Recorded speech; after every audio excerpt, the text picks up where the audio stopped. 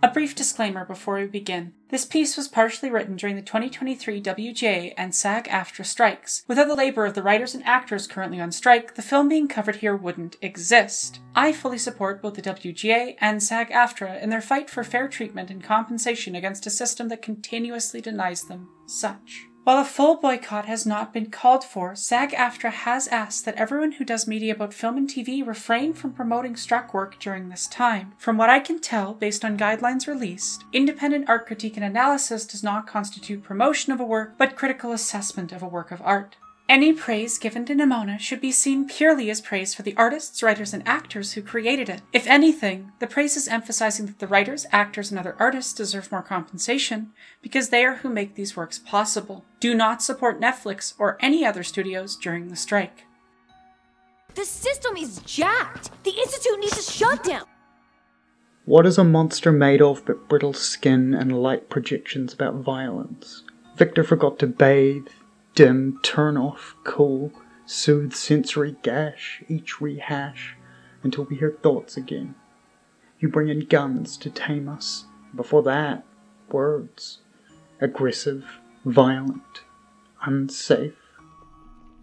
Ape Out is an indie game where you play as an ape and you get out. In the process of doing so, you smash your way through vast numbers of people using various weapons to try and keep you imprisoned. The first shot that greets you on opening Ape Out is being in a cage. Every movement and action and gunshot is accompanied with jazz percussion. This liberatory violence is musical, but it only consists of a single instrument. In each disc, you face different contexts and different violent forces. Scientific experiments, the police, soldiers in a war zone, private poachers, a zoo. Each guerrilla is alone. They face an oppressive system disconnected from each other, but each is fighting for the same reason. To be free of a system. To be an ape that's out. On June 30th, the Supreme Court made it legal to discriminate against queer people. Against me. 2 weeks earlier, in a blatantly racist move, they ended affirmative action. Last year, they repealed Roe v. Wade, clearly showing they do not view people who can get pregnant as people. They are spitting on you and pretending it's civil. Doesn't that make you mad? Doesn't that make you want to go apeshit? I'm getting ahead of myself. I've liked Andy Stevenson's work for a while. Yeah, She-Ra has its issues, but it's a lot of fun, and it was really valuable to see a work so suffused with queerness. There was an interview with him from a few years ago. It's pre-transition, so I'm not going to share it, but it made me interested in his art and his perspective. As I discussed in my video on Midnight Mass, I struggled with religious trauma from Christianity, much like Andy did, and related to elements of his story. So obviously I was excited to watch this film when I heard it was being made, and then aggressively disappointed to see it be another victim of Disney's treatment of queer art. Disney executives have a long history of fighting against queer representation in animation, whether it's on film or TV. And we've got direct confirmation of this from things like the Pixar employees' open letter, where they stated, "We are writing because we are disappointed, hurt, afraid, and angry. In regards to Disney's financial involvement with legislators behind the Don't Say Gay bill, we hoped that our company would show up for us. But it didn't. We at Pixar have personally witnessed beautiful stories, full of diverse characters, come back from Disney corporate reviews, shaved down to crumbs of what they once were. Nearly every moment of overtly gay affection is cut at Disney's behest, regardless of when there is protest from both the creative teams and executive leadership at Pixar. Even if creating LGBTQIA+ content was the answer to fixing the discriminatory legislation in the world, we are being barred from creating it." I want to be clear, corporations will never, ever, ever be friends or allies to the queer community. But they should still be criticized for their active destruction, prevention, and blocking of queer art from being finished or made. Take, for instance, the treatment of Alex Hirsch and the creative team behind Gravity Falls. Back when I made Gravity Falls, Disney forbade me from explicit LGBTQ+ rap. Apparently, happiest place on earth meant straightest. Alex did go on to, in that same tweet, praise Disney for doing a better job with the Owl House. This was, of course, before Disney hampered the Owl House for being queer. In a Reddit AMA while the show was still in production, Dana Terrace, the showrunner of the Owl House, a beautiful TV show with lesbian main characters who are explicitly queer, explained that the show was cancelled because At the end of the day, there are a few business people who oversee what fits into Disney's brand, and one day, one of those guys decided the Owl House didn't fit that brand. Well, Dana stated that she would not say it was caused by the queer representation because... I'm not going to assume bad faith against the people I work with in LA. I think we all know the exact euphemism being used when an executive says it doesn't fit the brand.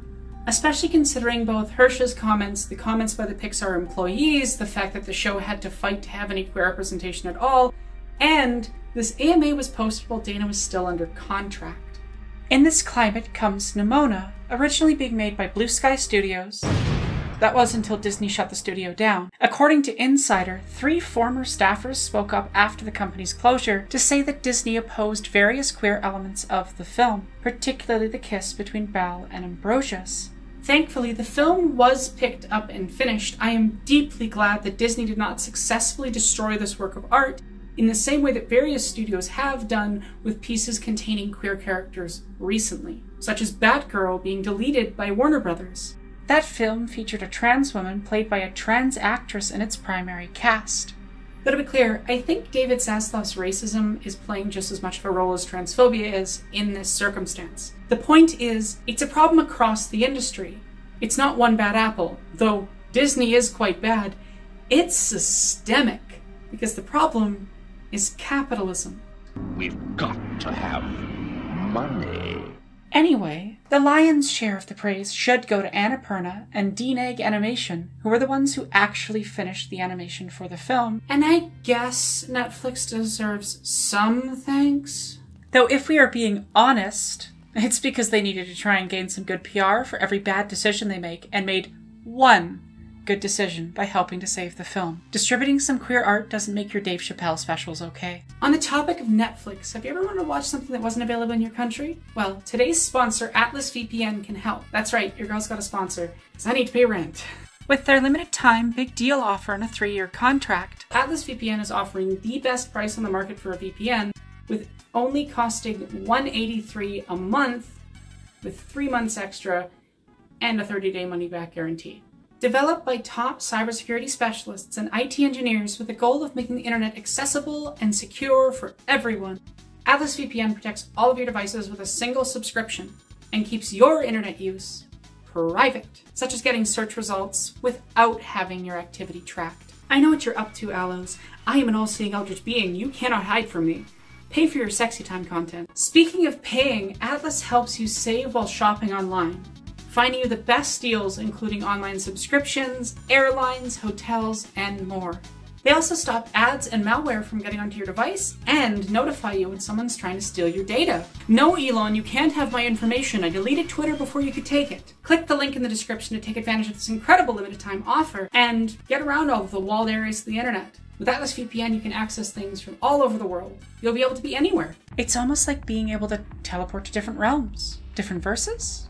Can I just say there's something beautiful about the 2 best films of the year so far being animated works with unique art styles about queerness and othering and fighting oppression, and how systems pick who gets to be a hero and have a punk that's an instigator for their friend who's being oppressed, and both films released during Pride Month? It's beautiful. Though just to be clear, fuck the working conditions in Spider-Verse, animators should be unionized. Anyway, Nimona 2023 is based on the graphic novel of the same name by Andy Stevenson. Nimona the comic is silly and great, and I highly recommend it if you like the film. I actually didn't get around to reading the comic until I had already watched the film and decided I was going to write the script to cover it.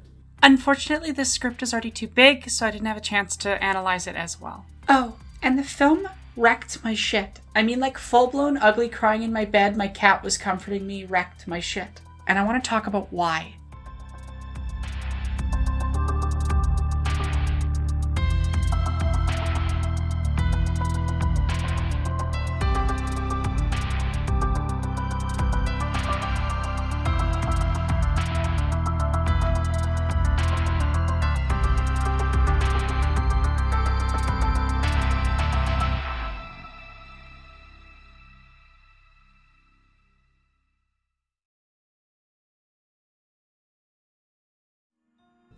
Allowing Ballister to hold the sword was the first crack in the wall.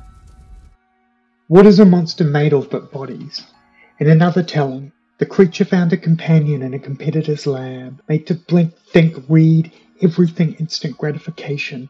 But whose gratification? In Disc 1, Subject 4, you play as an ape who's in some form of experiment. You begin in a cage with dead apes in nearby identical cages. Things that are other, or that are no longer useful to the system, are discarded. You smash the glass on one side of the cage. Medieval and Renaissance mapmakers in the West would fill the unexplored oceans of the world with sea monsters, according to Chet Van Duzer, a cartographic historian. On earlier maps, where the monsters represented were thought to be real creatures, their presence signified that the ocean was an unknown and dangerous place. Humanity is in a constant, perpetual state of crafting reality, from the individual to the societal. When we say something is a social construct, that isn't to say that it's not real, but that it is only real through the act of creating, perpetuating, and believing in it. It is only real so long as people make it real and enact it into the world. That is the power of belief, after all.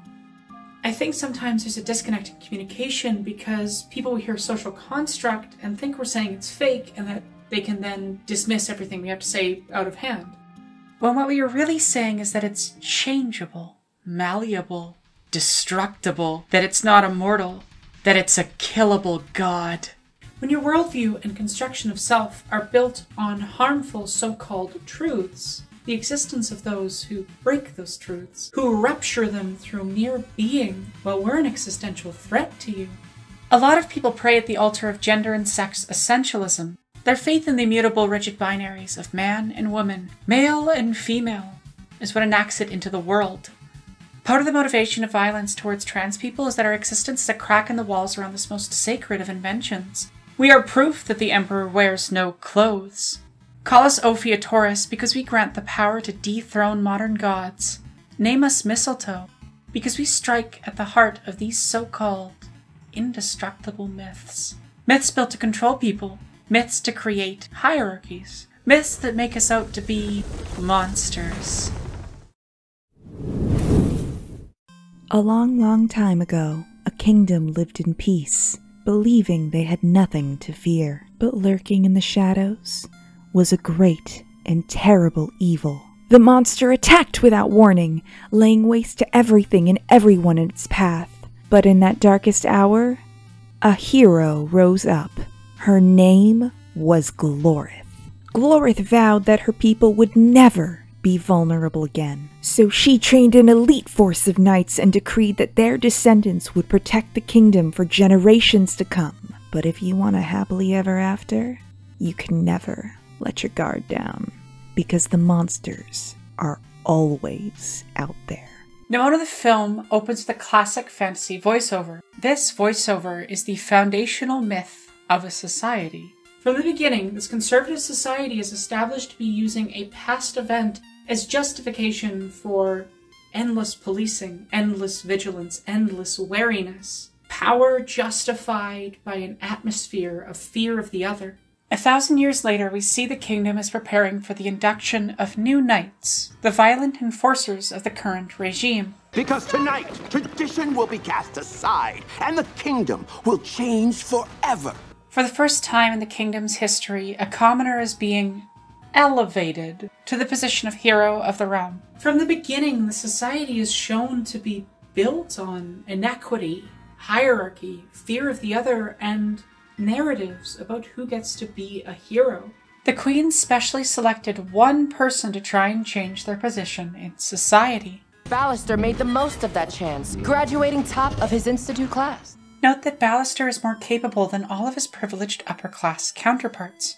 It's common for marginalized people to have to be vastly better than our privileged peers to get into anything. Even once we do, even if we're the best, we still face endless questioning of our deserving to be there. This is shown in how the people of the kingdom are reacting to this. While some look at it with hope, like these lesbians on a train, most are openly and angrily questioning the decision. The beginning is showing us just how prejudiced and hierarchical the society is. Ballister's mere existence here is enough to be disruptive to the social order and the construction of this society. And it's worth noting that our boy exists at the intersection of being queer and brown and of a lower class. He's seen as this outsider who is rising above his station. He's William Thatcher in A Knight's Tale, trying to change his stars. We also see Ambrosius Goldenloin, direct descendant of Glorith herself, and the most anticipated knight of a generation. When we encounter both of these characters, the film is playing on a lot of tropes. The black sheep outsider coming to prove that actually he deserves to be a part of the privileged class because he's uniquely skilled, and the pompous pretty boy insider that will begrudgingly accept him in the end. But it's not that kind of story. Eugene Lee Yang and Riz Ahmed as Ambrosius and Ballister have instant chemistry, and the animation just does so much for showing they're in love right off the bat. The handhold, the head lean, it's just nice to actually see queer representation on screen in animation. But what if they still hate me?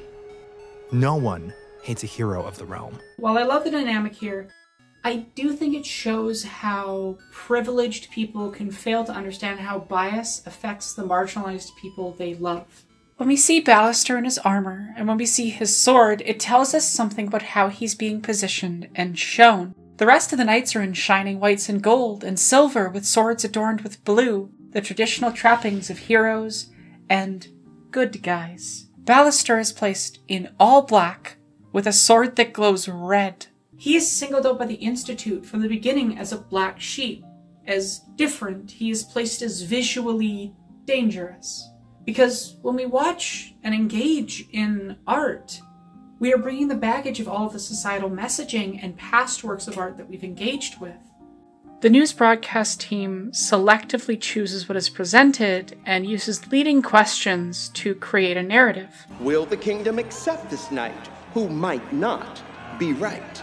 Media forms perceptions of things by choosing what is presented. If you want a real-world example, go watch Turban, my two-part series on Jubilee, and how they do this to black and trans people. Everybody, Ballister thought I was going to apologize for treating him like the trash that he is. I actually had a kid do this to me when I was growing up, so weirdly relatable moment. Ballister stops Ambrosius from going to defend him because that would just cause problems for Bal. Again, Ambrosius doesn't fully get how things are for his partner. Today, the kingdom will see you for who you really are. On a rewatch, that line has completely new meaning. Without knowing what's to come, it seems supportive, but as we learn later, she might be nice to his face, but she's actively going to be bigoted to him. I've had this experience, people who will pretend to be kind to your face and then stab you in the back. Starting today, any of you should be able to hold the sword if you want it, if you earn it. The Queen's actions here by selecting Bal are a neoliberal form of trying to address an issue. If you give a specially selected few the opportunity to just get into the institution, it'll inspire everyone else to pull themselves up by their bootstraps real hard. But let's not, address any of the underlying issues with the systems or anything. I know my friend Turb has talked about this extensively in the context of the myth of black excellence, and as noted by Lost Futures, whose sensitivity read on my coverage of Ballister, those pressures to be excellent are also placed on Arabs and immigrants. Also, this element shows how no amount of reform is too small to not be considered an absolute threat by conservatives. That no matter how hard you try to assimilate, it doesn't matter. You will be fucked over. And that's exactly what happens to Ballister. The sword he was given kills the queen. His boyfriend chops off his arm, and he flees scared, confused, and desperate. Always be the will of Glorith. Let's talk about the director here for a moment. Such disgusting attire. I know what you are. I come from a very conservative and religious background that I found very constraining growing up, and when I became an adult, there was a lot of figuring out what I believed about the world. So the comic is in many ways a reaction to that. It's asking about if there's someone who feels that they are definitely the hero, that they can do no wrong, that they are in pursuit of a righteous cause, and they use that as an excuse to dehumanize others. Is that really righteousness? Are the heroes really heroes? Are the villains really villains? And that's at the heart of what the story is. And it's in reaction to that very rigid and very prescriptive kind of worldview. Again, considering ND in part wrote this comic about his complex feelings of growing up in a very conservative Christian environment and trying to figure out his identity, I don't think it's reading that far into it to interconnect these elements. The director is a privileged, powerful white woman who is in charge of a religious order that is Christian-coded. This religion follows the spirit of Glorith. And in this moment, the director has just killed the Queen for daring to even slightly question the way the system functions. She also did this to criminalize a person of color. And as we'll see later, she will attempt to murder an Asian knight twice. And her entire goal for the film is killing a trans person. What I'm saying is, she's really transphobic and she's really racist and she hates that the people of color are trying to change the system. It feels threatening to her. And while it's not ever outright stated, it is heavily implied and demonstrated the religious order is based off of white supremacist thinking, on top of it being, constructed on the hatred of monsters who are queer-coded. I like that the film is interconnecting these bigoted violences as being part of the same system. I also love that the film takes its time to really let this look of betrayal between Belle and Ambrosius hit you. Some of us don't get the happily ever after we're looking for, because it ain't that kind of kingdom, and this ain't that kind of story. I love that right off the bat, we're talking about systems. Nimona is accurately calling out the kingdom and its structure as the cause for her position in life. As well, the film is immediately telling you, both with the elements we already discussed and this line, that we need to approach it as a different type of story, as a response to that type of fairy tale. As well, I love that Nimona sees the entire kingdom hating Ballister and immediately says, "He's perfect." Let's talk about Ballister for a second because he's just the best. There's this Tumblr post that Lady Knight shared with me that sums it up hilariously.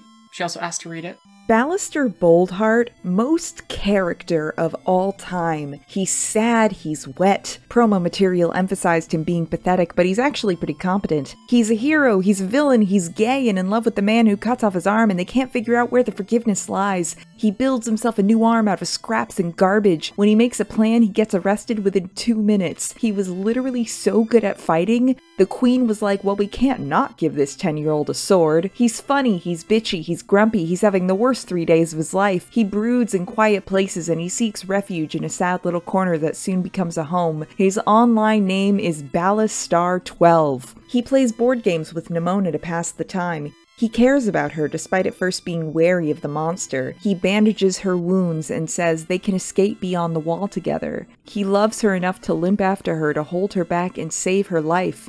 He's crushed when he thinks he's lost her. He gets gay married and kisses his boyfriend with tongue.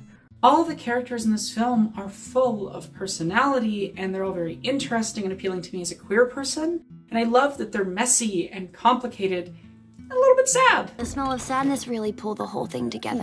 Ballister meets Nimona after she slams on his door and decides she's his sidekick. One of my favorite things about this is it's so clear that she wants to belong and have community for once, but also knows what he's going through. It's a classic being the person you needed when you were younger situation. You see a lot of queer people and people who've been through really difficult things, we end up trying to be the help that we never received. While Nimona is in a lot of ways young, she's also experienced, which is a mood as someone going through puberty a second time at 25 and who's often treated as an experienced person to go to for advice, even by people much older than me. Ballister and Nimona's strange temporality of being older and younger than each other simultaneously is an interesting reflection of the complex relationships to time queer people experience, and which I discussed heavily in Queer Relativity.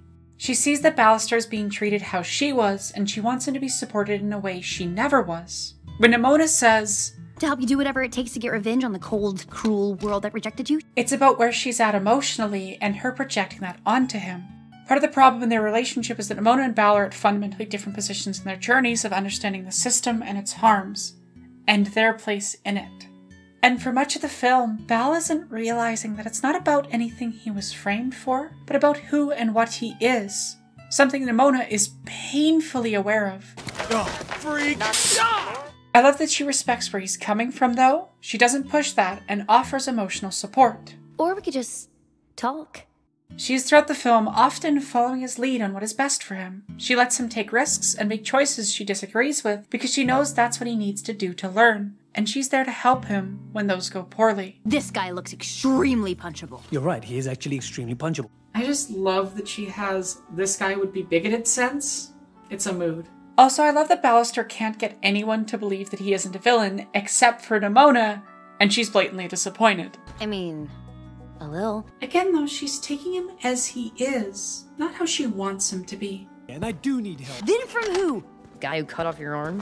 Seriously? It's complicated, okay? Poor Bal just cannot accept that he won't get help from his boyfriend because his boyfriend is too attached to the system. At least at this point, anyway. I am not gonna get arrested! He gets arrested. You had to take the arm, huh? Them taking his arm is an unnecessary, cruel, and ableist thing to do. And I like that the film treats it that way, because it's showing the system is bigoted. After being thrown in the cell, the director comes to gloat and manipulate him. She thought someone like you could be a hero.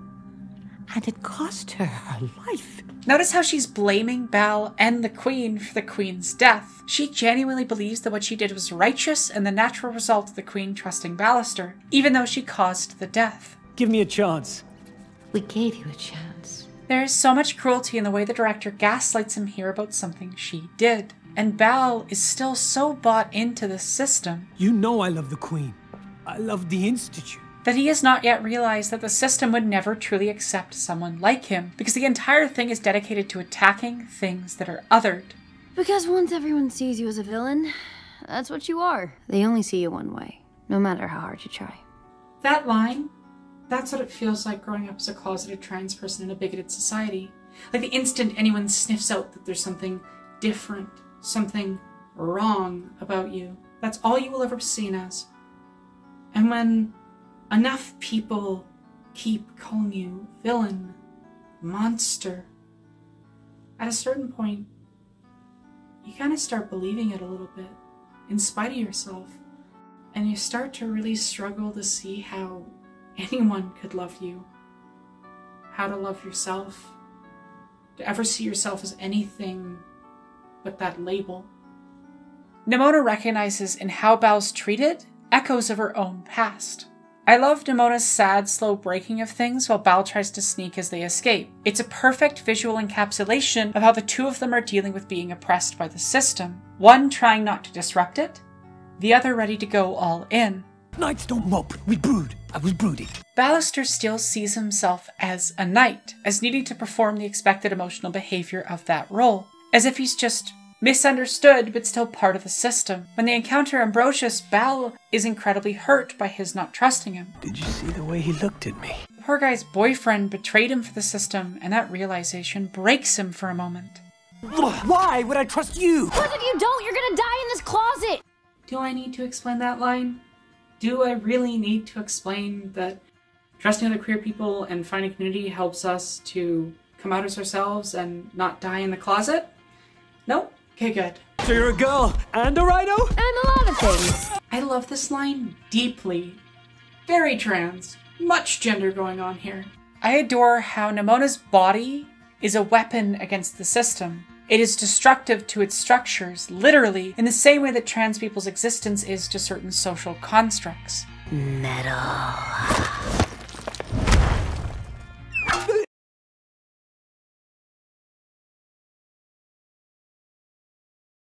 Well, you thanked me, said you'd forever be in my debt, and that we'd always be best friends.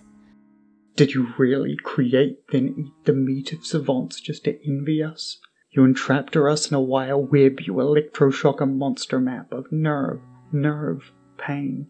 What did you expect, victor of history? Ape Out Disc 2 High Rise features another ape escaping a cage, this time inside of the artificial hostile architecture of a city. The primary foes the ape faces are police officers and the buildings. The ape is persecuted by the state for escaping from a situation that same system put them in, and we see how the system's agents leverage structures to their advantage, using the windows and later unfinished walls to shoot at the ape with snipers, forcing you to try and avoid being seen in a space that feels almost built to expose you. I love that Nimona didn't just get him back to the hideout, but tucked him in with a warm drink and a blanket and cooked him some food. You know what's punk? Giving your friends support and a place to live when they need it. Helping them have a home. You promised you'd hold it together. You're not human. You looking for something? My sword.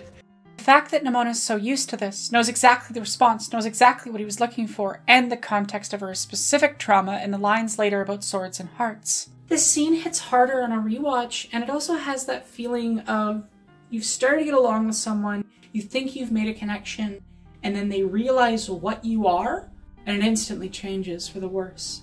You're a monster. Do not call me that. No. One of the most frustrating things as marginalized people is that privileged people can insult us and denigrate us and dehumanize us endlessly, but if we respond with even a little bit of anger once, it's taken as confirmation that we're exactly what they're saying we are.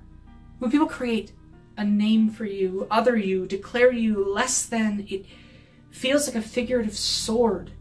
It even comes from those who should have solidarity and community with you. Val here represents a real type of cis queer person who should be in solidarity with trans people, but isn't. A problem that's very much not exclusive to those intersections. See the rampant issue with racism from white queer people and white disabled people, or the egregious amounts of ableism and sanism from other marginalized people who are not part of the groups affected. What are you? I'm Nimona. I just feel this so much. What am I? Aranok. I just am. Isn't that enough for you? Well, then I have a million questions. You get one. Marginalized people in general experience so many probing questions. They're constant, repetitive, and frankly exhausting. And I get Nimona here. I have felt this. That prying demand and entitlement to know things about our bodies and what we are, and things that they would not ask privileged people. Why are you helping me? Because I'm bored. And everybody hates you too. Ballister, who's been subject to constant belittlement, who's felt that he has to fight to earn any kindness, in the moment when he thought he had finally achieved acceptance was rejected completely. He cannot fathom why Nimona would help him, but he'll learn to understand that type of solidarity later. Then let's go get him. Let's go get him. I love that Nimona acquiesces a little here. She prioritizes Bal's needs and comfort. I think it's worth noting that she's supporting him in ways that he needs and wants, and not in ways that would be most beneficial to her. She is a deeply caring person, in spite of all the rejections she's experienced and the rough exterior she's had to learn. From a lot of conversations with the trans people, we learn to exude a certain amount of don't fuck with me energy for survival. But that's difficult when you're not naturally that way. Absolutely not. And the thing you do, it's too much. No. Val is still wrapped up in a respectability mentality that just will not work with how the system is already treating them. He repeats this exact sentiment later. It's too much. Dial it down. Something inconspicuous and discreet. People who are trying to assimilate will tell other queer people that the things we do are too much. I think the repeated use of that line is referencing that. Can you just be you? I don't follow. Go, you. But I'm not a girl. I'm a shark.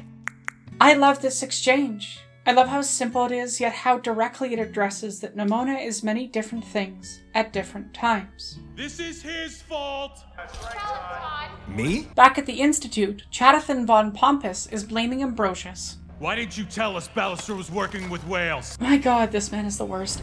But he's also an excellent example of a Nepo baby.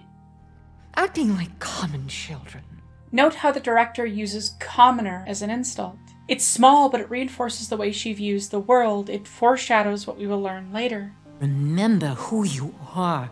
We are born to protect this kingdom. And there's the weird bioessentialist nonsense. Considering what the director does to Ballister, it's clear that she thinks the nobility are inherently superior by birth. I was born Jimathan summing up the entire reason he got to be in this position. to treat Ballister like the queen-killing monster he is. This moment here makes it clear how monster is used in the society, and it's directly making a line between the language and the desire to do physical violence. I'll hunt him down. I'll make it hurt. I'll do it. Ambrosius sees that the others are going to hurt Bal and decides he will head up the investigation, specifically to try and protect his boyfriend. We have a descendant of Gloreth to lead us. Note that the reason Nancy Reagan gives him the mission is his bloodline. Again, she views the world as very much built around people who are born superior, and those she views as inferior. We're villains! Embrace it! Nimona does not care for assimilation at all. She is actively wanting to exist in a way that is disruptive, and, as mentioned earlier, this is too much for Bal. Monster attack. Monster attack. Seek immediate shelter. The city is so built up around this mythos about monsters and their dangers that the infrastructure, the systems, are all reflecting that fear and hatred to some degree. The architecture of this world is hostile. The society is obviously a fascist police state based on a climate of fear of the other. The director's control and power is directly reliant on that. Die! Back to the shadows and hey! Nimona breaking this small machine here may seem like a random act of miscreance on first watch, but considering a number of the lines later in the film, this moment is actually important. She is destroying a device that is teaching a kid to hate people like her. It's not just a random act, it's breaking a piece, even if only a small part, of the system which oppresses her. By the way, did you know that it's really easy to remove anti-homeless elements of a lot of benches? Just a thought. This isn't an actual analysis note. I just think it's hilarious that they had him playing Careless Whisper here, but I don't know if I'll actually get to show it on YouTube. Anyway, in the background we see a sign saying, "Born for this." Again, a reinforcement of how the society is built around what you were born as. Ah, I love us. God, Nimona's the best, and I love how she enjoys that she's upsetting the system enough that it's putting her face everywhere. If you see something, say something! I love that even as she's making a distraction, she takes the opportunity to mock Ballister's assimilationist behavior and to mock the state in the ways in which it creates paranoia in its citizens. Remember, if you see something, slay something. Found him! We found him! Jesus Christ, that's Jason Bourne. Seriously, this film is directly stating that the surveillance state and police are bad, actually. Like, they're the villains. I think it's interesting how it uses a mashup of different styles and time periods to express elements of this. This scene is playing in the visuals of films like the Bourne series, where governments can monitor and track people. The film overall is a combination of traditional fantasy and elements of cyberpunk. It's not just a cool aesthetic though, as it's a meta-commentary on the fantasy tales we tend to tell that uses the cyberpunk additions to add messaging. Cyberpunk as a genre is specifically dystopian, specifically about the horrible effects of controlling systems on societies, and tends to have protagonists who are fighting against the system in some way.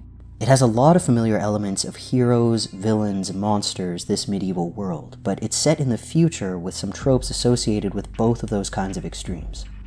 Nimona not being fantasy or cyberpunk, but both simultaneously, and that combination telling us about its political perspective, is also resonant with the themes around Nimona as a character being many things at once. Something doesn't feel right. He hates freestyle jazz. Also, I love that Ambrosius figures out it's Nimona because his boyfriend hates freestyle jazz. Starving? Then slay your hunger with dragon crisps. Nuke 'em. Get them before they get you. So Nimona plays a lot intertextually with RoboCop?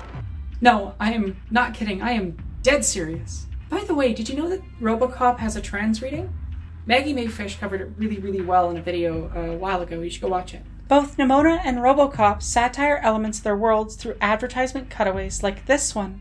Both are also talking about the harmful power of systems and the violence which systems create, how people are dehumanized and how that negatively affects them, and are both mocking American culture in different ways. This advertisement shows how violence against those deemed other is deeply ingrained in this society, as well as how that hatred is taught to young children.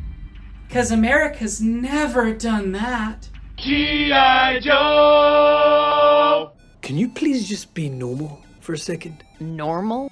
This is another example of Bal wanting Nimona to fit in, something that is just ridiculous to her. They have a disconnect because of different lived experience. I just think it'd be easier if you were a girl. Easier to be a girl? That's not easier to be a girl, and I love that little joke from Nimona about it. Easier for who? For you. A lot of people aren't as accepting as me. Listen. Cis people, y'all act like this. It's annoying. It's so annoying. Don't be like this. You don't get to pat yourself on the back for the bare minimum. The A is not for ally, after all. And anyway, hiding your issues behind, won't it be easier for you? Misses the entire point.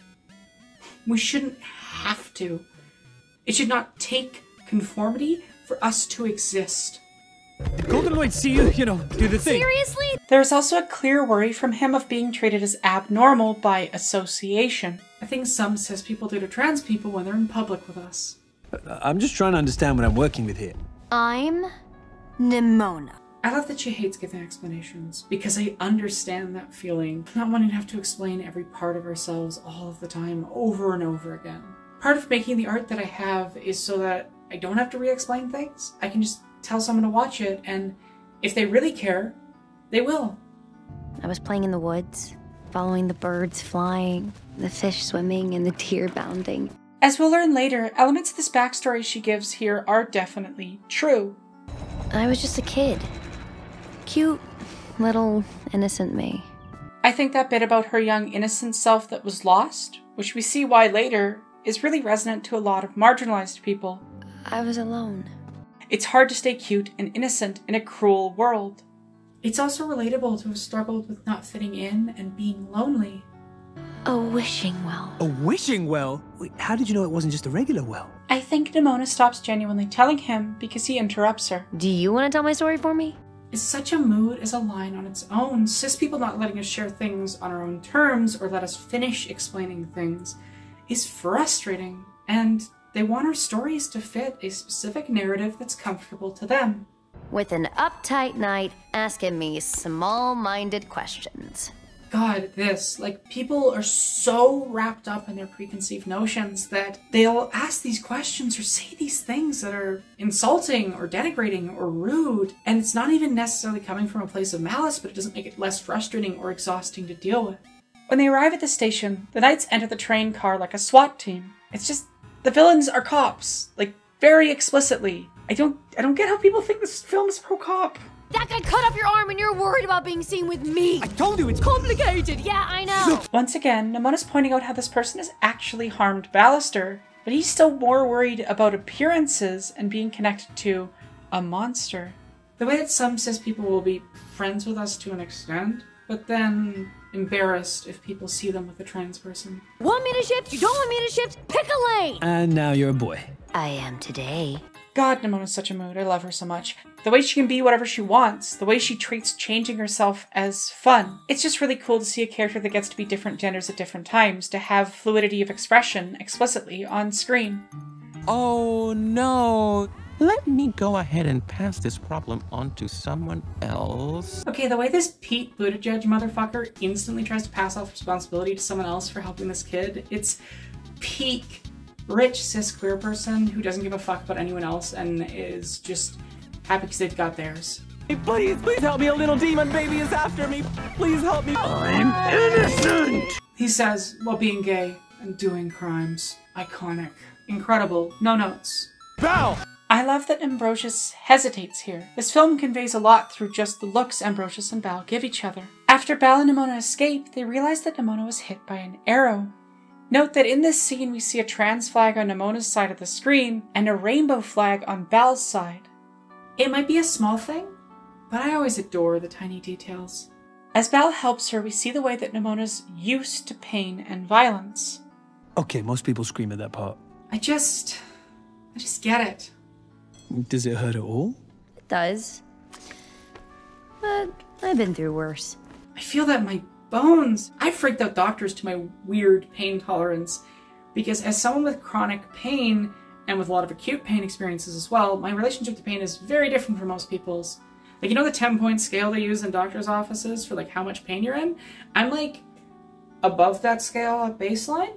When Bal asks about the shapeshifting here, he adds, Sorry, small-minded question. See that right there? That sign of respect? That's why Nimona answers. He shows that he can respect boundaries, so she lets him in. I feel worse when I don't do it. My insides are itchy. Then I shapeshift, and I'm free. Existing as ourselves, as our mutable, changing selves, that's freedom. It's living. What if you held it in? I wouldn't die. I just sure wouldn't be living. I think this part right here is integral to understanding queerness and transness. To not be ourselves. To deny our bodies, our identities, our love. That's not living. It might not kill you right away, but it drains you slowly. And as we'll see later in the film, it can be deadly when people continuously try to force you to not be yourself.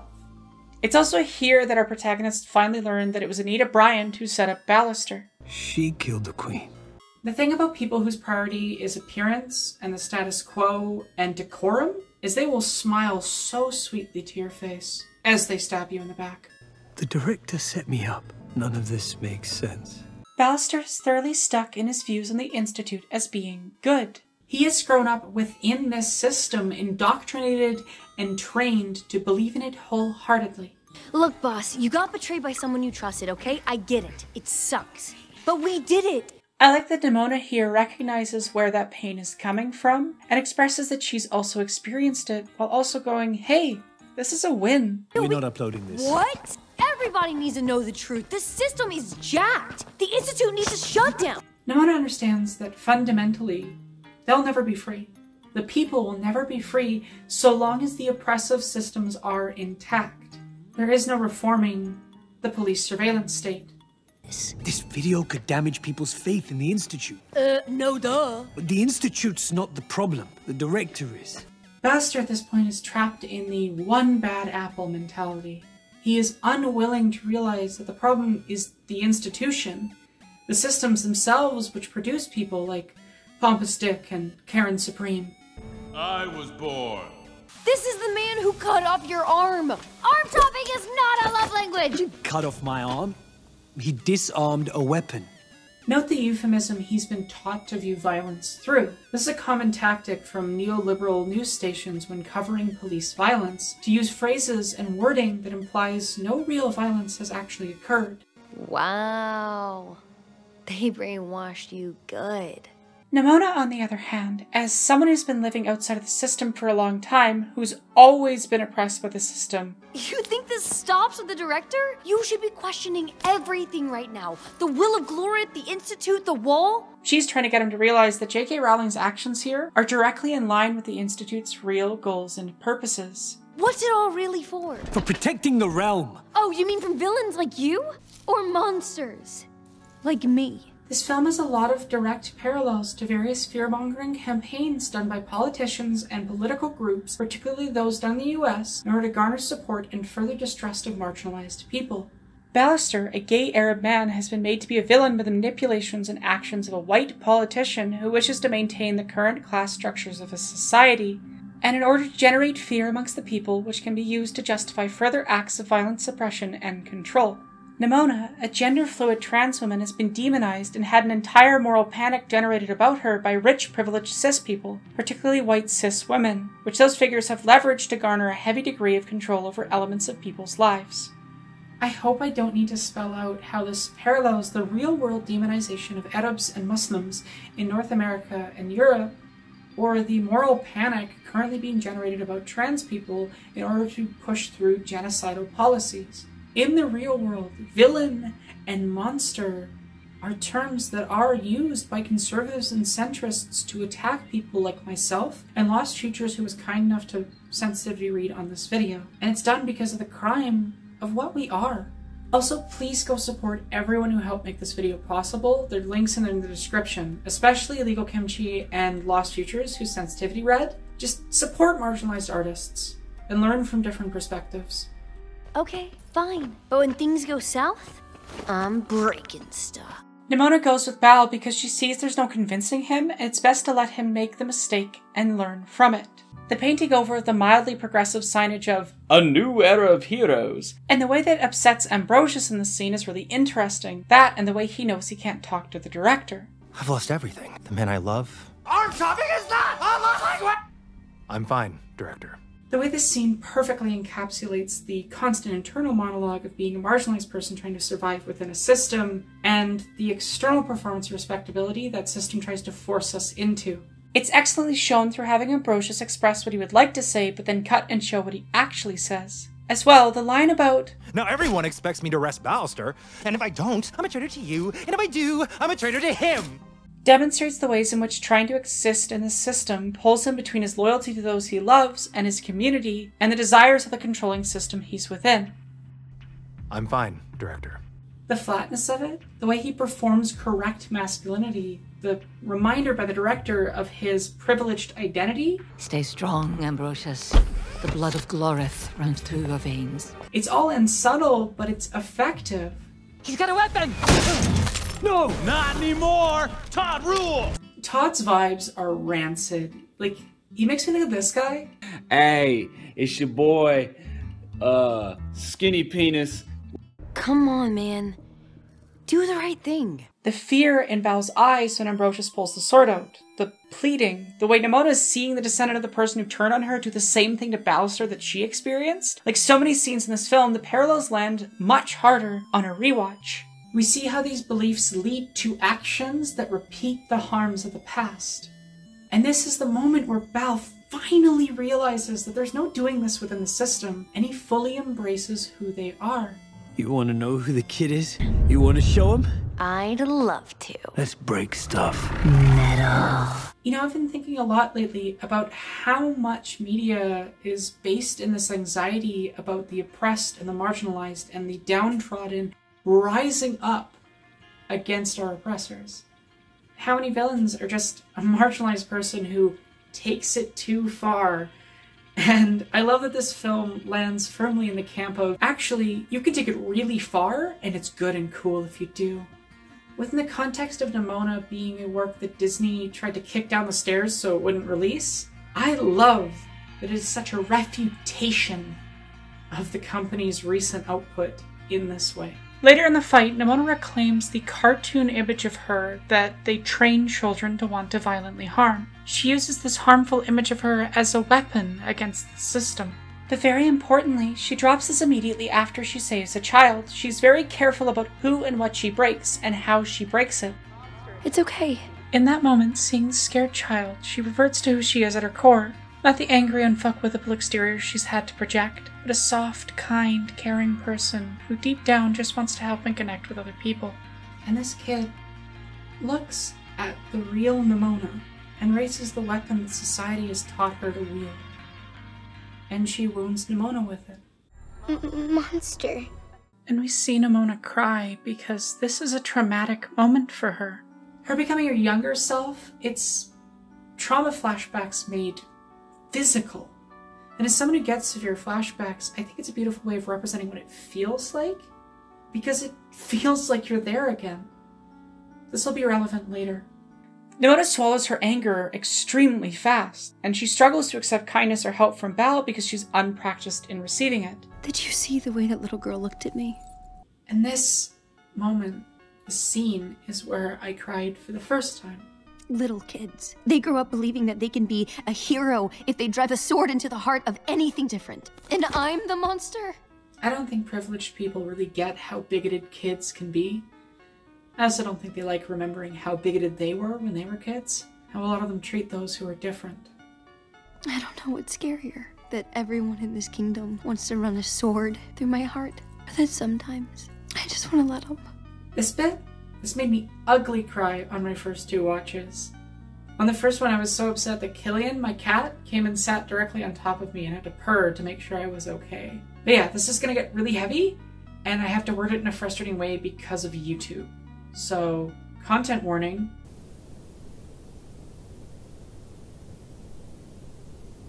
This film is the best representation of the effect of constant dehumanization and discrimination, of what trans feels like. When you're pushed to the point of feeling that alone, that unloved, that hated, when people constantly pressure you towards feeling that you don't deserve to live. We humans are social creatures. We're not immune to the pressures of everyone around us, and it slowly gets to you. It seeps in. It's like poison. Radiation. And I know what it's like to be Nimona here. To feel like everyone wants to put a sword through your heart. And what it's like to want to let them. We'll come back to this later. We have to get you out of here. Ballister, after hearing this, is without hesitation ready to help her here. Though he immediately says, Okay, we'll go. Together. Together? It hits me right in the core. There's something so queer about that. About being ready to drop everything if your community needs it. I've definitely had situations where I've had to do that for other people I care about. No matter what we do, we can't change the way people see us. You change the way you see me. I love that this moment's about mutually uplifting each other. How Ballister has helped to shift Nemona's view, not to something new, but by returning a sense of hope in other people that the world tried to beat out of her. It's extremely relatable to my experience and what other queer people have done for me. We can't let the director get away with this. We shouldn't have to run. This line, in the context of everything happening in the world right now to trans people, we shouldn't have to run. We shouldn't have to flee. No one should be trapped with nowhere to go. The Protecting Our Way of Life poster for Turbo Karen is playing in a long history of right-wing, evangelical, conservative, and fascist rhetoric around preserving white purity and protecting our culture, often used to rile people up towards fear of those deemed outsiders. I want to note that context matters with a phrase like that. Indigenous people discussing protecting their own culture, for example, isn't the same thing, and the phrase is to some degree co-opted, and it matters who's saying it and why. That was the monster, working with the real Queen Killer, Ballister. I think it's interesting how the villain of this film, who is only known by the moniker the Director, does a lot of her worst acts through the manipulations of audiences and by creating narratives. From a meta standpoint, abled cishet white directors of media have a long history of perpetuating the bigotries of the past into future generations. We see her doing this quite literally. She uses broadcasts and media as a weapon just as much as physical violence. In so doing, Nemona demonstrates how all of the different aspects of violence the system does are intermingled and serve the same purposes. Did you swap his sword? Did you set him up? Tell me the truth! When Ambrosius questions the director here, he is questioning the narratives of traditional media, just like the film's story is doing. So Golden Line, is your loyalty to this kingdom, or to a knight who consorts with a monster? The way she turns this into an attack on Ambrosius's character while trying to twist the conversation away from what was actually said is a common behavior by privileged people in response to marginalized people trying to get any sort of truth from them.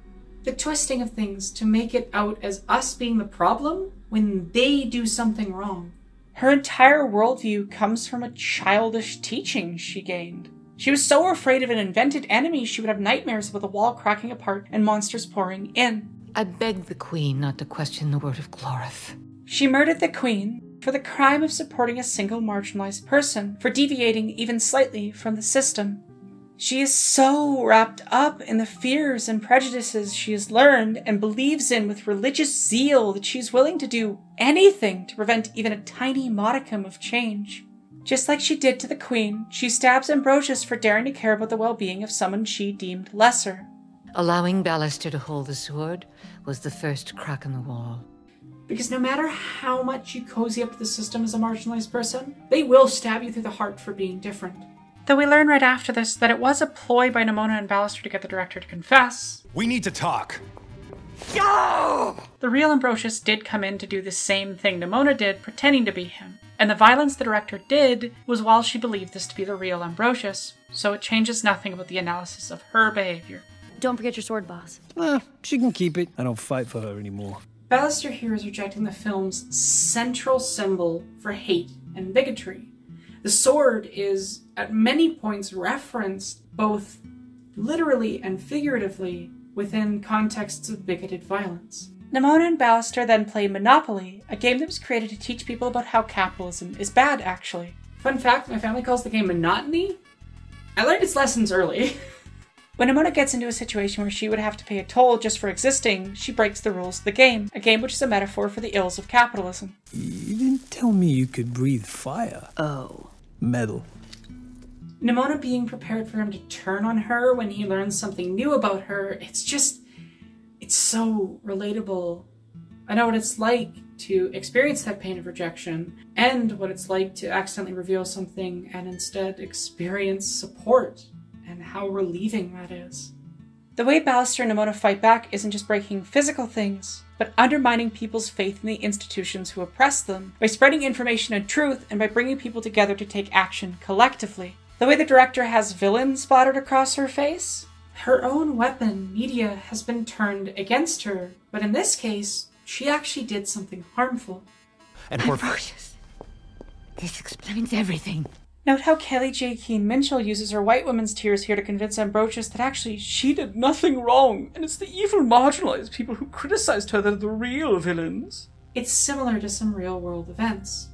I can't believe I'm about to say this, but I actually feel bad for the zombies. This is a subtle but interesting show of how Bal has changed across this journey. I think it's worth noting the history of zombies in particular and what this choice means. They were originally about the fears of black slaves in Haiti who were terrified of the idea of having no escape even in death.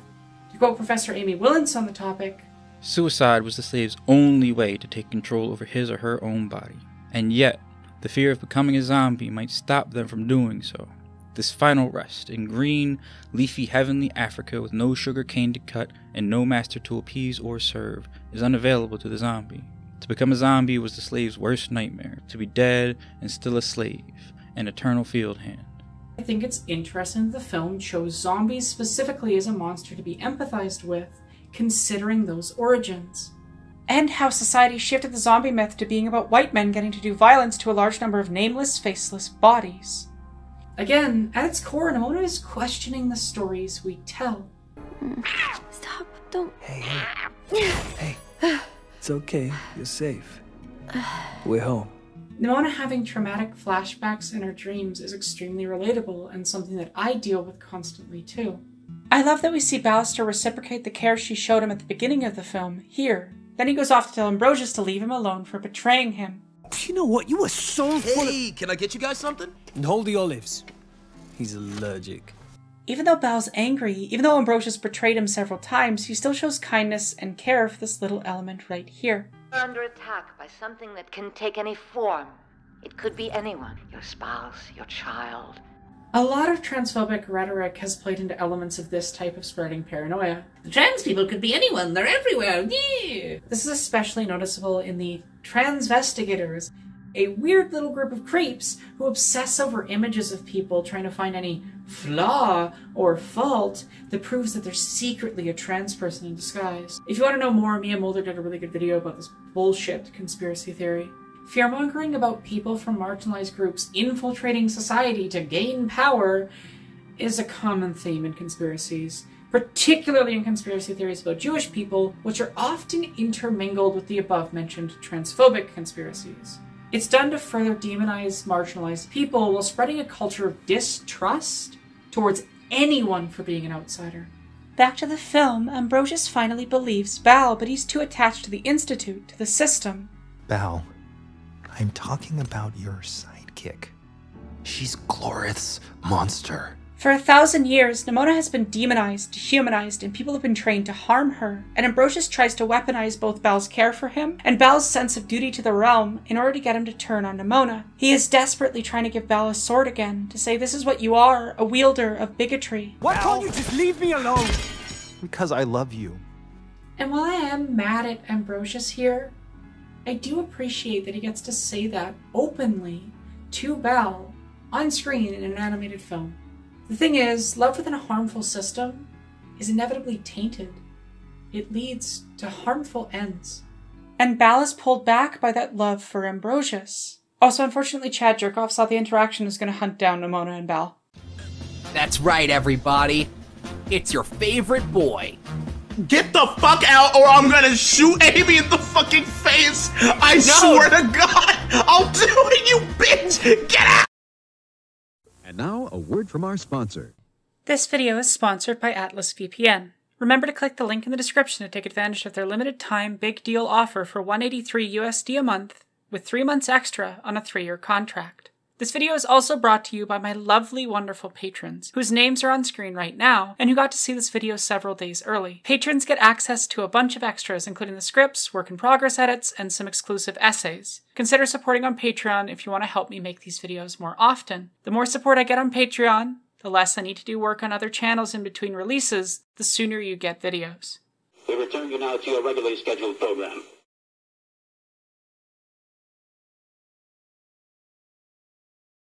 They grew up believing that they can be a hero if they drive a sword into the heart of anything different. You wonder if we are monsters but never heard, Mynheer, our porous warnings. 2 artists in love can rebuild the world. A foretaste of those icy climes made you want to destroy us. At the end of our letters, we survive. At the end, we survive. What is a monster but extracts of shame? Ape Out Disc 3 Fugue is set in a war zone, a world space dominated by fire and violence breaking up darkness. The people out to harm you also harm each other.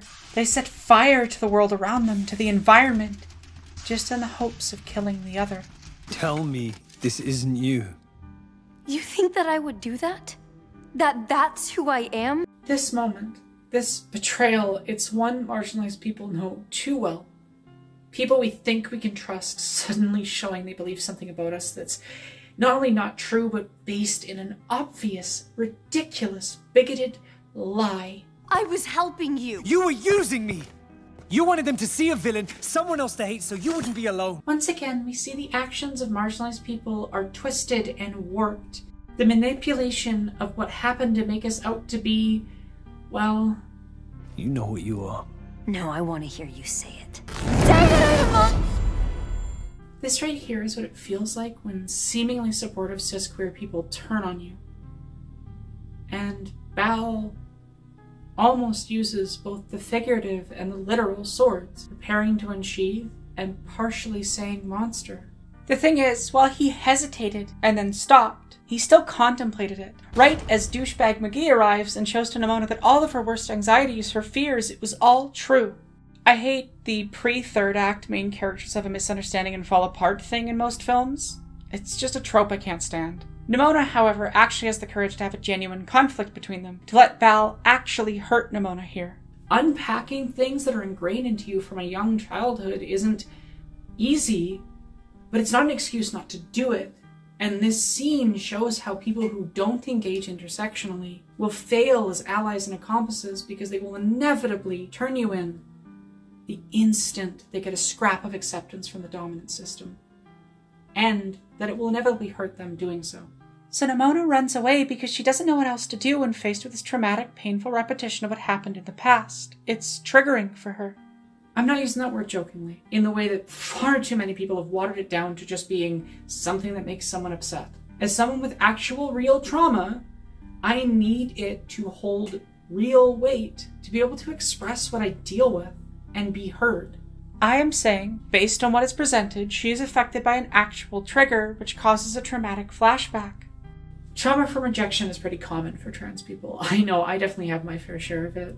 Like, when I was a kid, my friends played a game at recess where the goal was to make me cry by hiding and running away from me. I just kind of generally got treated like that by everyone. I drifted from group to group, but I never really belonged anywhere.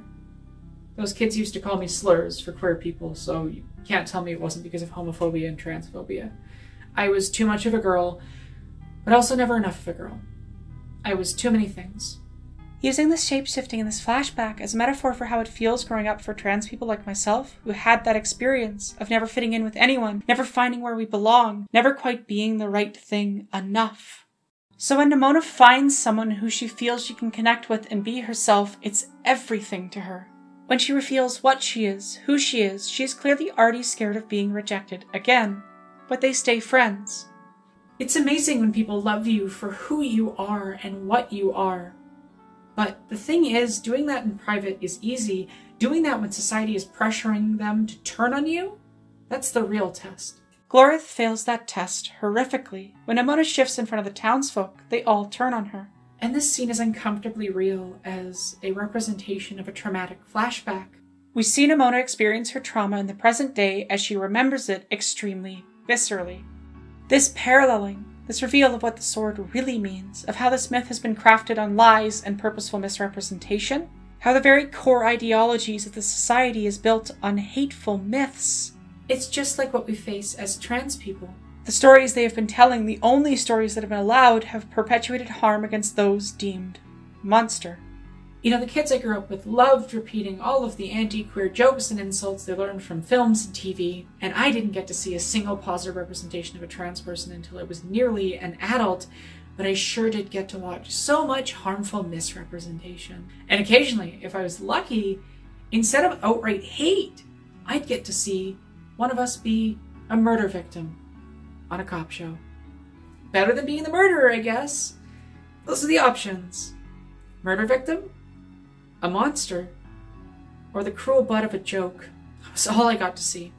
And the thing is, those kids didn't end up cruel to me because of some inherent thing. It's because they were taught to want to put a proverbial sword through me. And I didn't hate myself. I didn't hate myself because of some inherent thing. I was taught.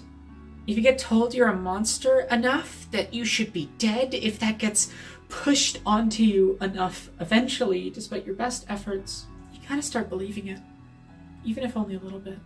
And this is a powerful visual representation of what it feels like to just be consumed in shadow and misery. Note that throughout this kaiju sequence, the police mostly just endanger civilians and damage the city. Ramona's not destroying everything in sight though, she's not attacking people, the police are. The game that lets you be a hero. It's the first time she lashes out at something in this sequence, and she's attacking representation of the hate that's pushed her to this point. I killed a monster! I killed two! I'm doing my part too! This film loves referencing Paul Verhoeven political satire in resonant ways. Meanwhile, Bal and Ambrosius are the ones actually trying to protect people. Firing them will take out half the city. Innocent people will die. What are we doing? Ambrosius finally questions the system, and he sees how Marjorie Taylor Greene is so consumed by her violent desires, she's willing to attack and kill massive amounts of the city. The thing about hateful people is they will gladly harm anyone if it means they get to harm marginalized people. They are single-minded in that pursuit. It is cruelty for cruelty's sake. They are more than willing to sacrifice the well-being of everyone just to harm us. Take transphobia and especially transmisogyny leading so-called feminists to fight against bodily autonomy, to enforce rigid rules about how women can present ourselves, and to actively argue that women are defined by having a womb and giving birth. Or the disturbing and frequent occurrences of transphobic parents saying they would rather have dead kids than trans kids. If you think I'm exaggerating, here is a Montana lawmaker saying so openly in the House. But it's important to remember that this bill is about permanent life-altering medical procedures. And it's also important to remember we're not talking about adults, we're talking about children. One of the big issues that we have heard today and we've talked about lately is that without surgery, the risk of suicide goes way up. Well, I am one of those parents who lived with a daughter who was suicidal for 3 years. Someone once asked me, wouldn't I just do anything to help save her? And I really had to think. And the answer was no. I don't think any of us knew how bleak things were going to get.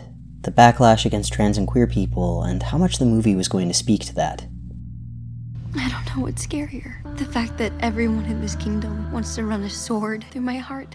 Or that sometimes I just want to let them. And this scene is where I ugly cried the second time while watching this film, because I have been there. I've been where Nimona is. I've never seen this experience represented so well, so carefully.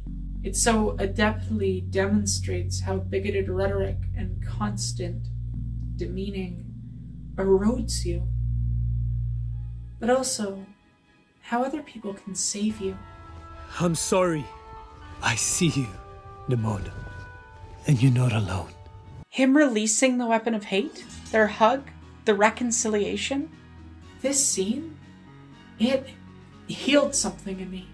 I don't know how else to describe it. This moment is why I had to make a video about this film. The world's really scary right now. There is so much hate pulling at us constantly. Words feel too small.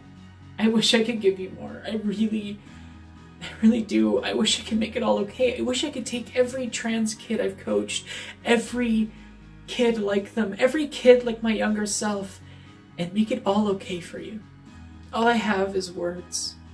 I hope that's at least something. Life is worth it.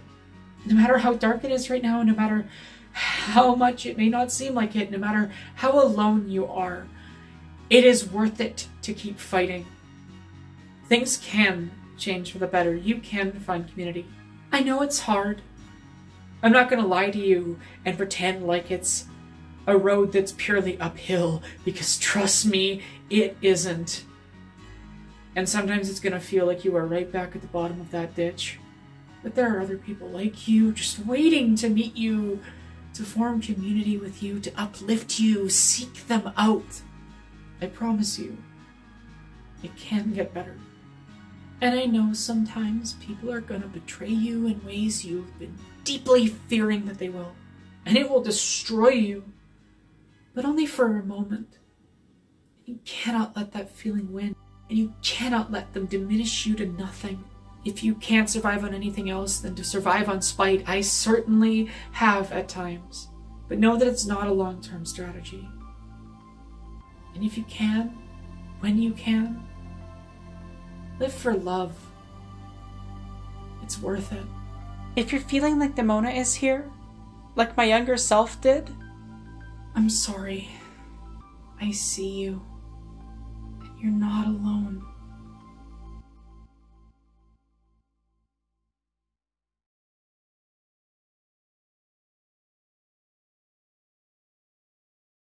It's time to rewrite this story. Nimona! Nimona!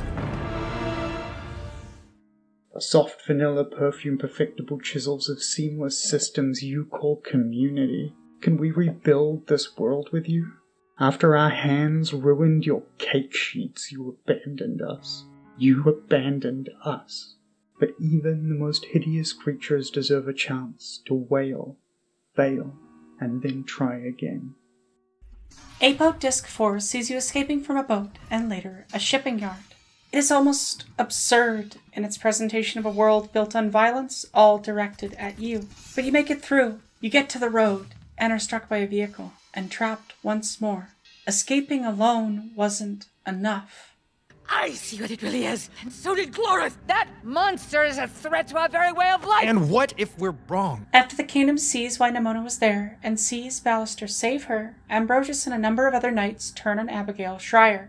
See, Margaret Thatcher here is so wrapped in her need to maintain the hierarchies at the core of her worldview, the constructs which give her power, that she's incapable of seeing Nimona as anything but a violent threat. What if we've always been wrong? This question, after everything she's done, after the murders she already committed, it hits to that core of her being which is built on these beliefs. So she lashes out, violently. And we see Ambrosius is injured on his left arm, a mirrored injury to the one done to Ballister at the beginning of the film. Both are harmed because they were not in line with the strict mandates of a harmful religious police order. I think it's worth noting how important hands are to queer film, how they're treated as places of intimacy and love. It is Bal's injured hand that he reaches out to shake Nimona with first. It is the same hand which saves Nimona. It is Ballister and Ambrosius' holding of hands at the start of the film which tells us of their intimacy, and the system targets that. They disarmed a weapon by removing something that can be used for connection. Arm chopping is not a love language is a funny joke, but also places this violence in the context of its effect on love. I adore that it is specifically Ballister's hand, a disability aid that became an instrument of connection which saved Nimona's life. How it's treated throughout the film as a true arm, unlike, say, for example, Falcon and the Winter Soldier, which, yes, I'm still here to shit on Disney. Go watch Princess Week's excellent video about the abysmal politics of that series.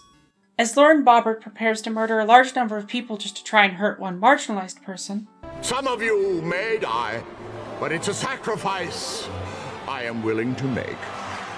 Nimona declares, "It's time to rewrite this story." Nimona! As she goes off to violently destroy the system for its oppressive actions. Some people have been confused why Nimona would want to help, but she says her motivation quite directly. Let's change the story. She's also been repeatedly shown to care about protecting people. The kid she saved earlier is in the crowd. I don't know, I think the motivations are pretty clear.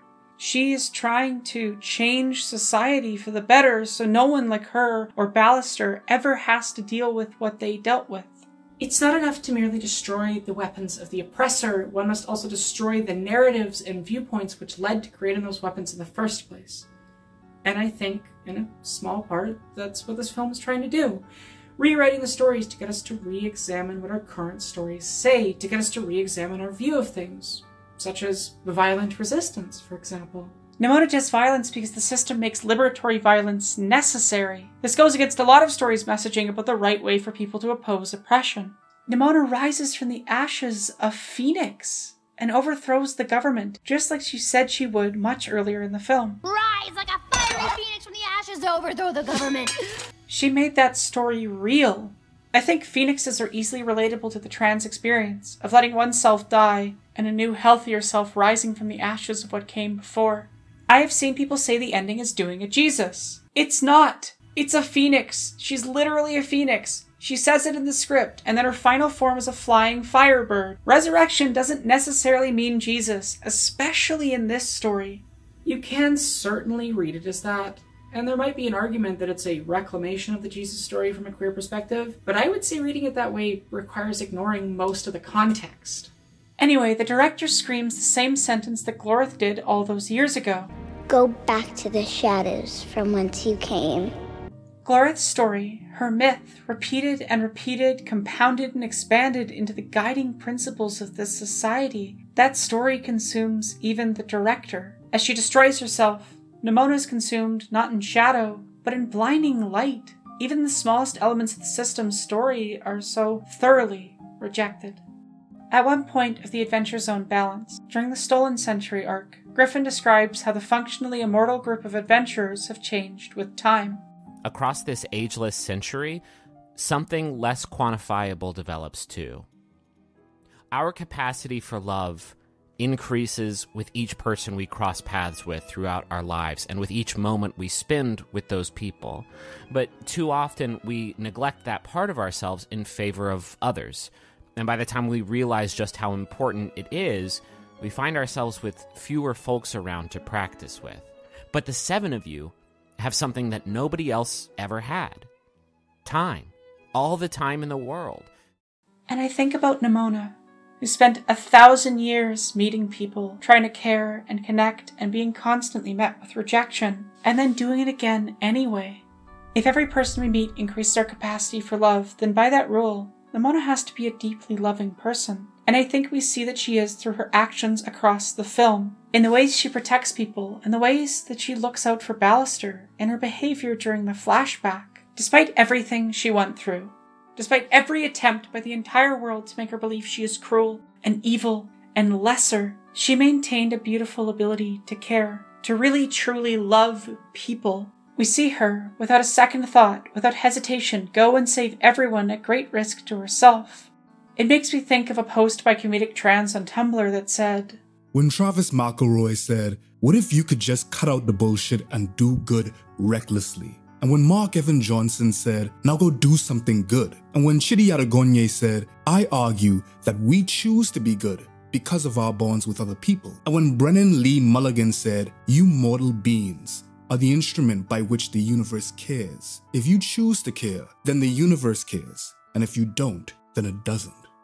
I think this is what makes existing in a bigoted world so difficult. Because if the universe cares through people, and you don't experience that care, well, it feels like the universe doesn't care too.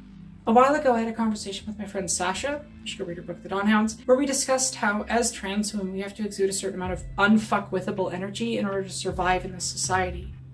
How the world makes it deeply difficult for us to be soft and kind and trusting, because it places so many barriers and walls to us forming bonds with those around us, outside of our community.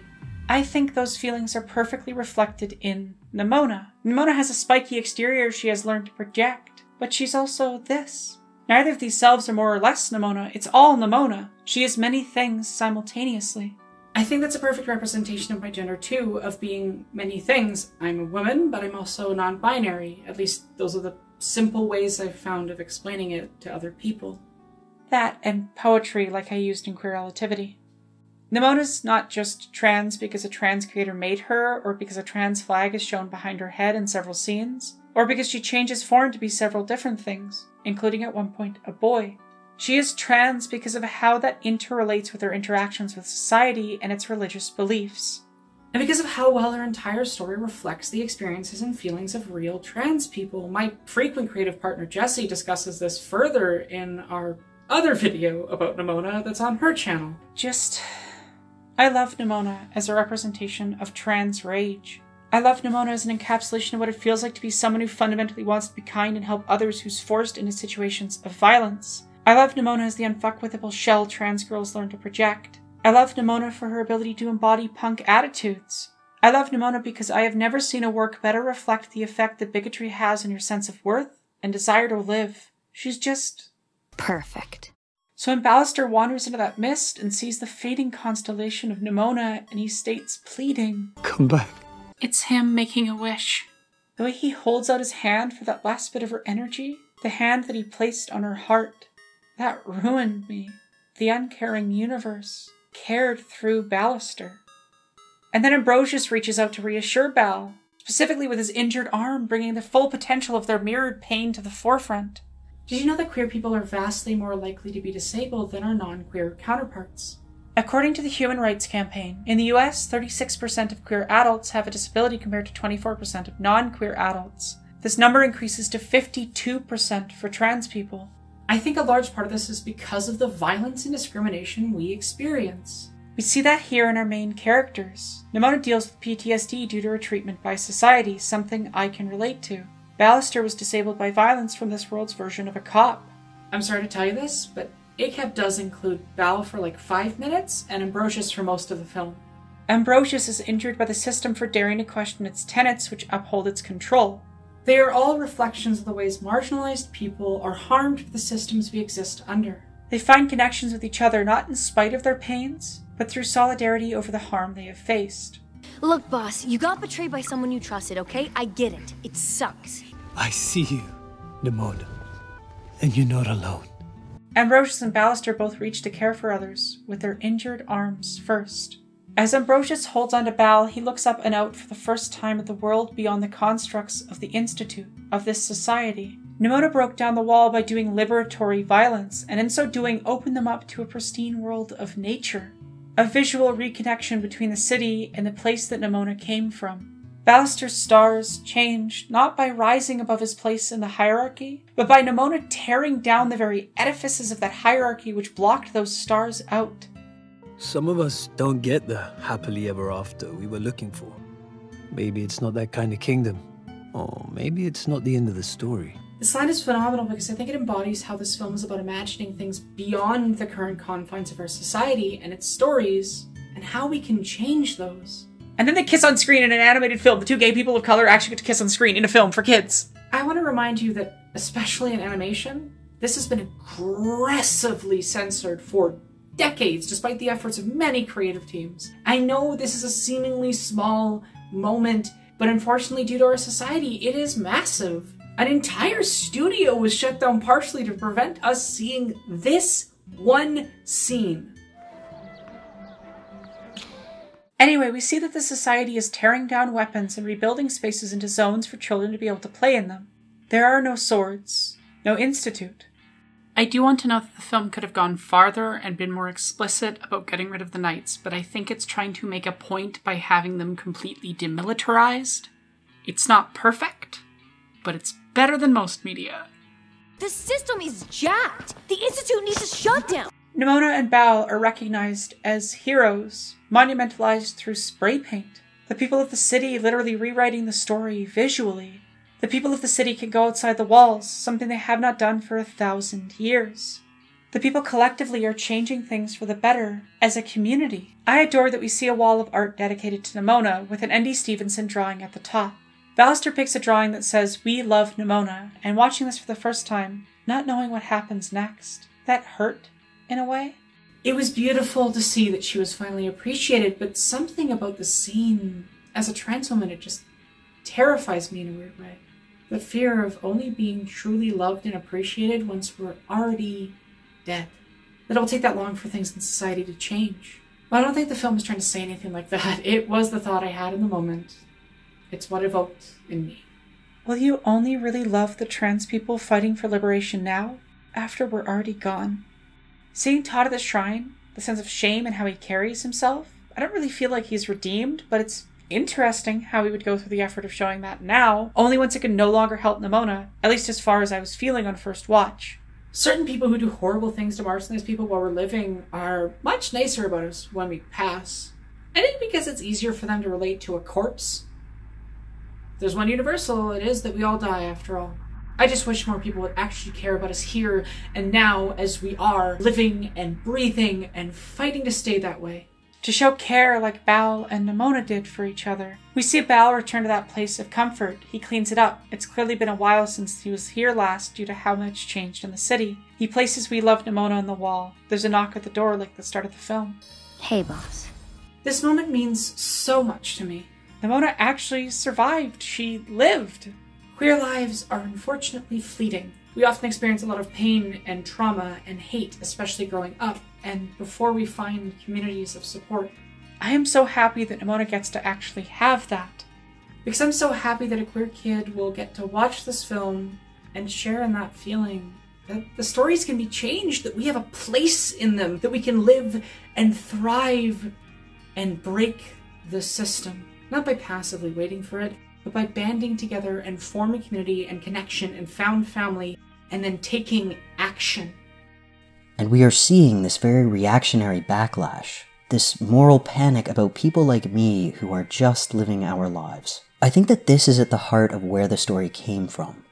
But it's also something that I think that kind of gained new meaning in the telling of this story.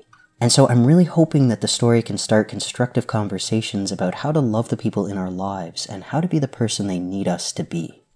In the final section of Ape Out, your ape is placed in a zoo. Your goal is to escape one last time, but you don't just go alone, no. You break every other creature from its cage, you use the bodies of oppressors to smash open the glass that binds them.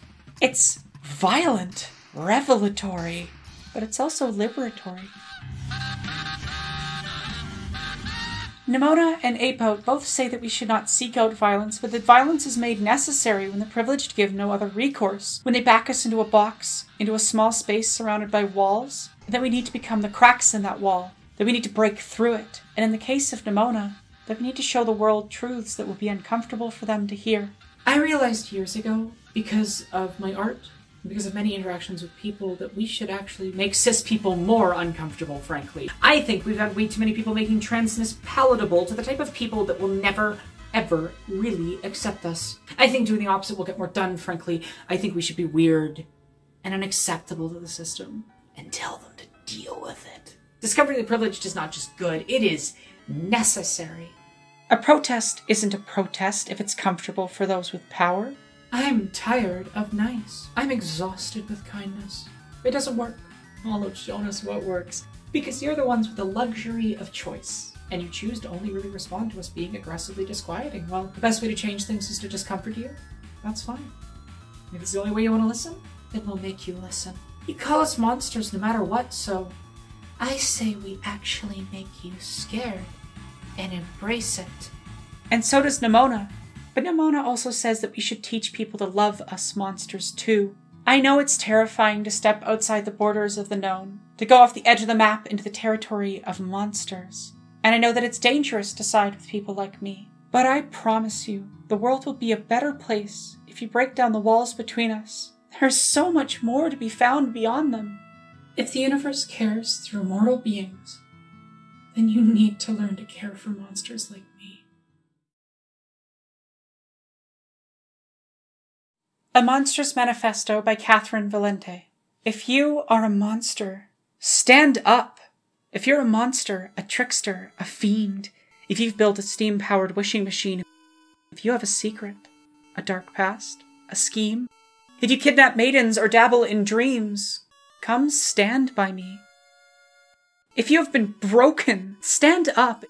If you have been broken, abandoned, alone, if you have been starving, a creature of bone, if you live in a tower, a dungeon, a throne, if you weep for wanting to be held, to be known, come stand by me. If you are a savage, stand up. If you are a witch, a dark queen, a black knight, if you are a mummer, a pixie, a sprite, if you are a pirate, a tomcat, a right, if you swear by the moon and you fight the hard fight, come stand by me. If you are a devil, stand up. If you are a villain, a madman, a beast, if you are a strowler, a prowler, a priest, if you are a dragon, come sit at our feast. For we all have stripes, and we all have horns, we all have scales, tails, manes, claws, and thorns, and here, in the dark, is where new worlds are born. Come stand by me. He's just a loving little guy. Know that? He was sad because I wasn't letting him come snuggle me while I was filming. And now he's happy.